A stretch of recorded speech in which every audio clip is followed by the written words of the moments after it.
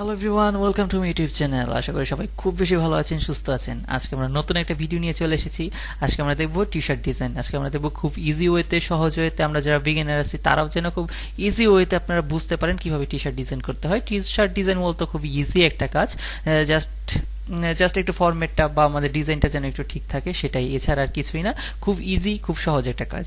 আশা করি আপনারা একবার দেখলেই পারবেন। আর আমি খুব কমপ্লিকেটেড ওয়েতে দেখাবো না, খুব ইজি ওয়েতে দেখাবো কিভাবে আপনারা নাকি একটি ডিজাইন তৈরি করতে পারেন। সো অবশ্যই সেটা হবে। আজকে আমি যে ডিজাইনটা করব সেটা হচ্ছে এই ডিজাইনটি। সো আমার শহর, এটাকে আমি অবশ্য বাংলা নিয়েই আপাতত কাজ করতেছি, কারণ আমি অনেক চ্যানেলে দেখেছি যেখানে কিনা বাংলাতে কাজ খুবই কম করা হয়। সো আমি চেষ্টা করছি বাংলা দিয়ে কিভাবে একটু কাজগুলো একটু সুন্দরভাবে করা যায় সেটাকে আমি প্রাধান্য দিচ্ছি।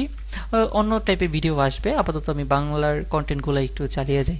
আর আপনারাও যেহেতু পছন্দ করছেন, আশা করি আপনার এই ভিডিওটাও ভালো লাগবে আপনাদের কাছে। সো আর বেশি কথা বাড়াবো না, তার আগে একটি কথা, যারা যারা আমার চ্যানেলটি এখনও সাবস্ক্রাইব করেনি তারা অবশ্যই আমার চ্যানেলটি সাবস্ক্রাইব করে নেবেন, এবং ভিডিওটি যদি ভালো লাগে তাহলে অবশ্যই একটি লাইক দেবেন। আপনাদের একটি লাইক কিন্তু আমাদের পরবর্তী আরেকটি ভিডিও বানাতে খুব বেশি আগ্রহ জাগায়। সো আর কথা বাড়াবো না, চলুন চলে যাই ভিডিওতে।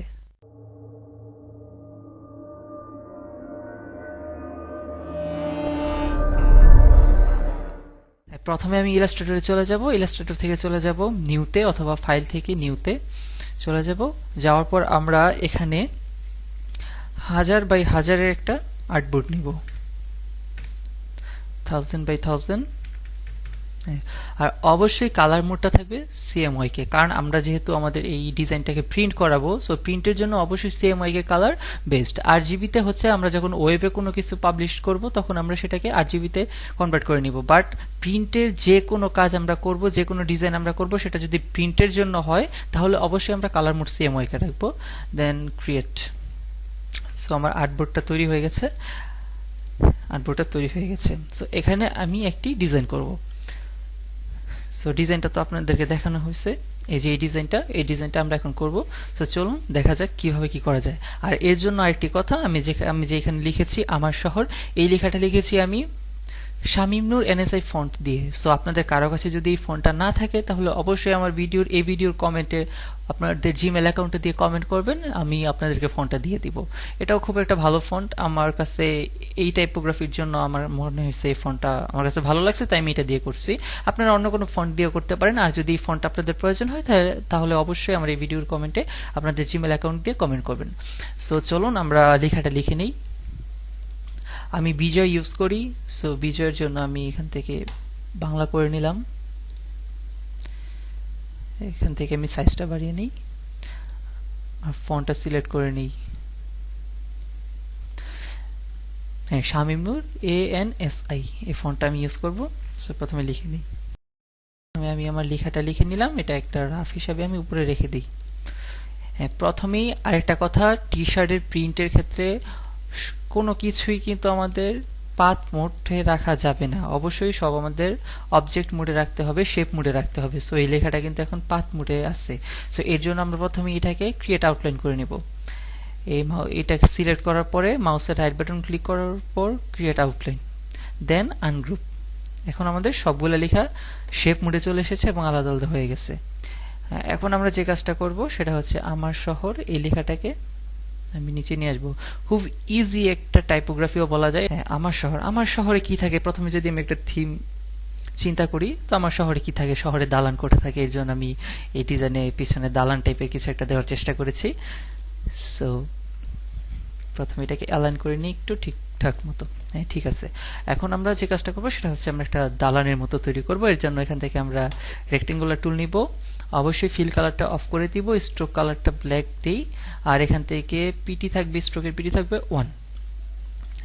এখন আমি এখান থেকে একটা এই সাইজে আঁকলাম। সো আমার এটার স্ট্রোকটা সাইজ 2 করে দিই, তাহলে হয়তো আর একটু ভালো লাগবে। হ্যাঁ, এখন দেখতে ভালো লাগতেছে। এটাকে আমি এখানে এনে দেখি। হ্যাঁ, এই সাইজে প্রথমে একটা আমরা কি বলতে পারি, এটা একটা বিল্ডিং আমরা এখানে নিয়ে নিলাম, একটা দালান আমরা নিয়ে নিলাম। তারপরে কি করব, আমরা এটাকে সিলেক্ট করে কিবোর্ডের অল্টটা প্রেস করে, অর্থাৎ কপি করে আমি সেম আরেকটা বানাবো। যে মানটা বানাবো সেটাকে রাখবো আমি মাঝ বরাবর, এই তো মাঝ বরাবর। দেন আমি একটা কপি করার পর আমি যদি কিবোর্ডের কন্ট্রোল ডি দেই তাহলে অটো কিন্তু আরেকটা আমার চলে আসছে। সো এই বিষয়টা কিন্তু খুবই ফানি বা মজা লাগে আমার কাছে, যেটা হচ্ছে কথা। আচ্ছা যাই হোক, এখন যেটা আমরা করব সেটা হচ্ছে এই মাঝের যেটা আছে আমার, এই মাঝেরটাকে আমি বড় করব। এই দুইটা কর্নার আমি ডিরেক্ট সিলেকশন দিয়ে সিলেক্ট করে আমি এটাকে একটু বড় করে দিব, এটাকে আমি একটু বড় করে দিব। আর এইটাকে সিলেক্ট করে দুইটা কর্নার আমি কিবোর্ড থেকে সিলেক্ট করে একসাথে ডিরেক্ট সিলেকশন টুল দিয়ে সিলেক্ট করে এইটাকে আমি একটু ছোট করে দিব। হ্যাঁ, এখন ঠিক আছে। আর এখন আমি যে কাজটা করব সেটা হচ্ছে এই সবগুলাকে সিলেক্ট করব, ডিরেক্ট সিলেকশন দিয়ে সবগুলাকে সিলেক্ট করে একটু ছোট করে দিব। এখন আমাদের যেটা কাজ সেটা হচ্ছে আমাদের এই লাইনগুলা কিন্তু সবগুলাই স্ট্রোক মোডে আছে, এগুলাকে আমাদের অবশ্যই শেপ মোডে নিতে হবে। এর জন্য সবগুলাকে সিলেক্ট করব, সিলেক্ট করার পর চলে যাব অবজেক্ট থেকে এক্সপান্ড। ওকে, দেন এখন কিন্তু আমার সবগুলা শেপ মোডে চলে আসছে। আমি এখন শেপ মোডে চলে আসছে। হ্যাঁ, এখন আমার যে কাজ সেটা হচ্ছে এই যে এই বাড়তি অংশগুলোকে কাটবো। সো এটা কাটার জন্য আমি সবগুলাকে একসাথে সিলেক্ট করব, সিলেক্ট করার পর আমি এখান থেকে শেপ বিল্ডার টুল করব, সিলেক্ট করব, দেন কিবোর্ডের মাইনাস ক্লিক করে, আমার আগের ভিডিওগুলো যদি দেখে থাকেন তাহলে এই বিষয়টা আপনারা অবশ্যই পারবেন। সো কিবোর্ডের অল্টা প্রেস করে আমি দেখুন অল্টা প্রেস করলে এই যে মাউস পয়েন্টারে মাইনাস চিহ্ন আসে। সো মাইনাস চিহ্ন আসলে আমি এটাকে মাইনাস করে দেব, যে বাড়তি অংশগুলো আছে সবগুলো মাইনাস করে দেব। হ্যাঁ, সবগুলাকে আমি কিন্তু এখন মাইনাস করে দিয়েছি, অর্থাৎ কেটে ফেলছি। এখন আমি যেটা করব সেটা হচ্ছে যে সবগুলা তো আলাদা আলাদা হয়ে গেছে, আমি এখন কিবোর্ডের অল্টা প্রেস ছাড়া আমি সবগুলাকে অ্যাড করে নিব, অর্থাৎ একসাথে জোড়া দিয়ে দিব। সো আমার কিন্তু সবগুলো অ্যাডজাস্ট করা শেষ। এখন যেটা হচ্ছে এই লাইনটা মনে হচ্ছে একটু ভিতরে নিয়ে আসতে পারি আমি, এই তো ঠিক আছে। এই লাইনটাকে আমি ভিতরে নিয়ে আসলাম, এখন দেখতে খুব একটা অড লাগতেছে না। এখন যে কাজটা করব সেটা হচ্ছে এই বাসাগুলোর মাঝে জানালা দিব, যেন দেখতে আমার এটা বাসা বাসা মনে হয়। এই জন্য এখান থেকে আবার রেক্টেঙ্গুলার সিলেক্ট করব এবং এখন এখানে আমি স্ট্রোকটা রাখবো 0.5 পিটি, 0.5। ঠিক আছে, এখন আমি এখানে একটা উইন্ডো ক্রিয়েট করি, অবশ্যই ফিল কালারটা অফ থাকবে। এখানে একটা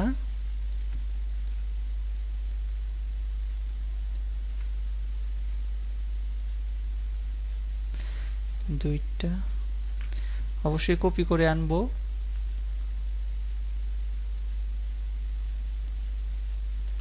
দুইটা, তারপরে কন্ট্রোল ডি, তিনটা, চারটা,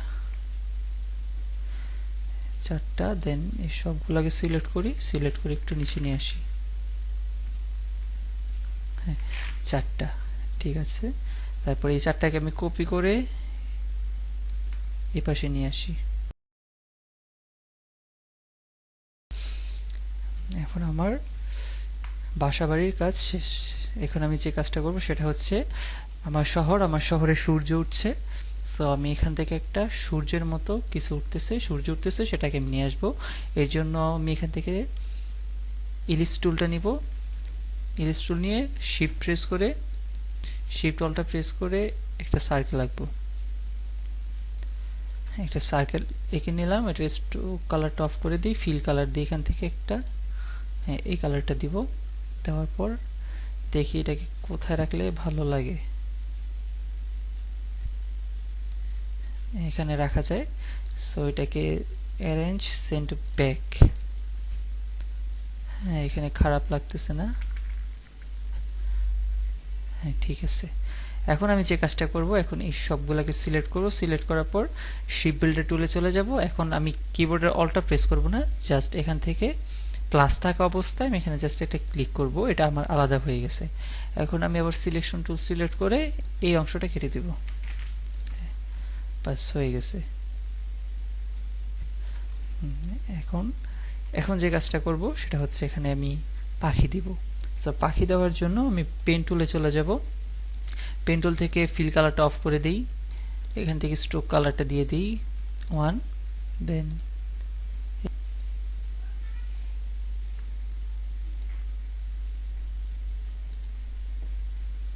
হ্যাঁ ঠিক আছে। এখন এটাকে আমি সিলেক্ট করব, সিলেক্ট করে চলে যাব এখান থেকে এই যে ইউনিফর্ম থেকে এই দুই সাইডে চিকন, এটাকে আমি ক্লিক করব। এখন এটাকে আমি ছোট করে দিই একটু। এখানে আরেকটা কথা আছে, এটাকে অবশ্যই আমি অবজেক্ট থেকে এক্সপান্ড করে নেব, expand appearance then object expand. আরেকটা ভালো কথা, আমরা এই উইন্ডোগুলোকেও এখান থেকে এক্সপান্ড করে দেব। সবগুলো একসাথে সিলেক্ট করে নিই।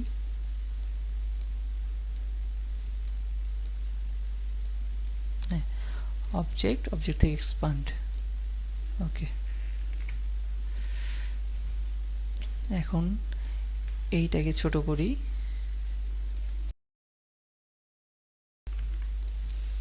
হ্যাঁ ঠিক আছে। এই তিনটাকে আমি গ্রুপ করে নিলাম, হ্যাঁ ঠিক আছে।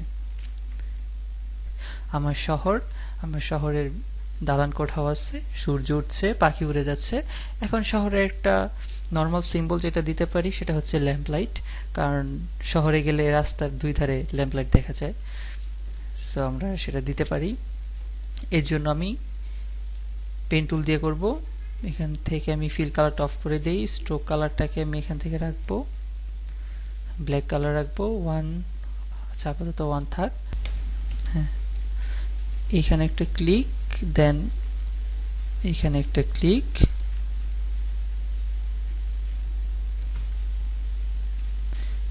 দেন এখানে একটা ক্লিক, বাস আমার কাজ কিন্তু হয়ে গেছে।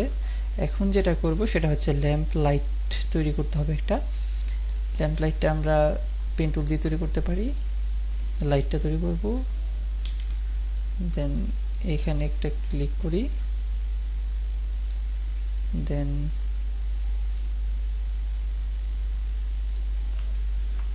এখানে একটা এইভাবে টান দিই, শিফট প্রেস করে টান দিব, তাহলে ওই সাইডটা গোল হবে আর আমার এই লাইনটা সোজা হবে।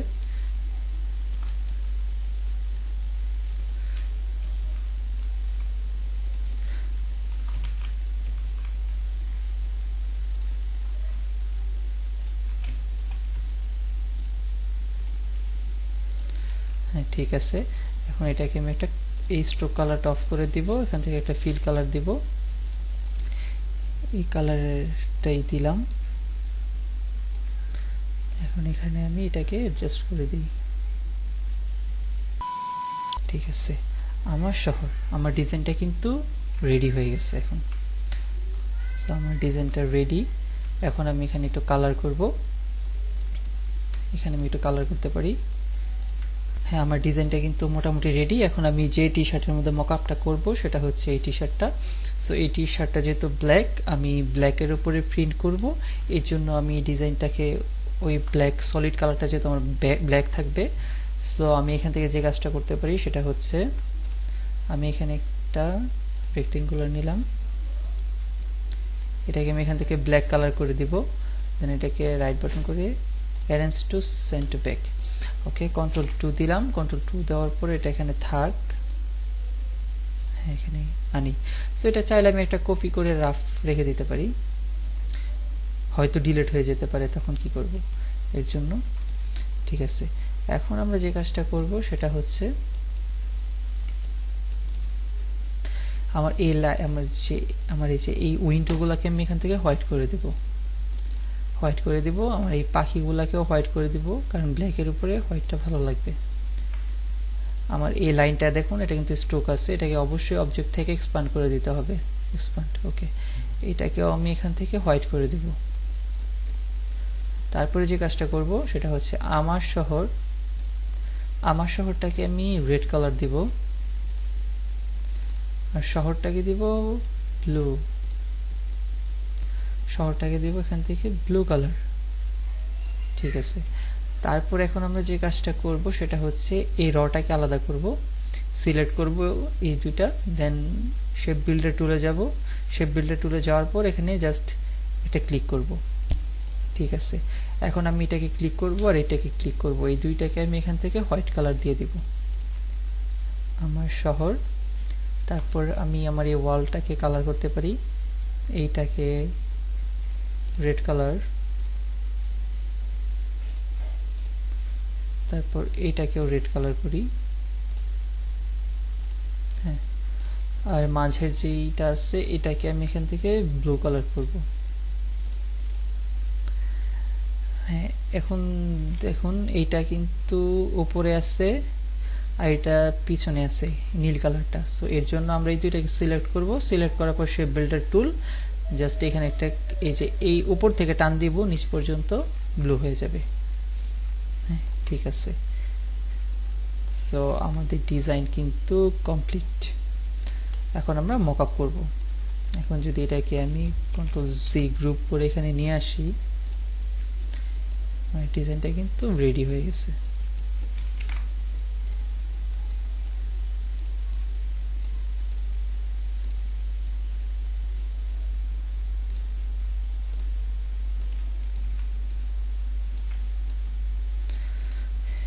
আমার ডিজাইনটা কিন্তু রেডি।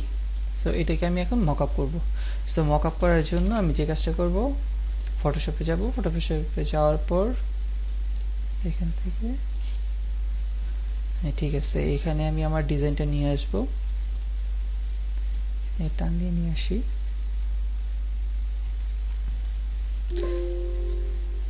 ওকে, এটাকে একটু ছোট করি, একটু উপরে দেই, ওকে, কন্ট্রোল এস, আমার শহর। সো প্রিন্ট করলে কিন্তু আমাদের আউটপুটটা এরকম আসবে। সো দেখতে কিন্তু খুবই ভালো লাগছে। সো নিজে ডিজাইন করে নিজের টি শার্টের মধ্যে এরকম একটা প্রিন্ট করাটার মধ্যে ওই টি শার্টটা পরেও কিন্তু একটা আলাদা মজা আছে। সো আপনারা চাইলে অবশ্যই এইভাবে আপনাদের টি শার্ট ডিজাইন করতে পারেন।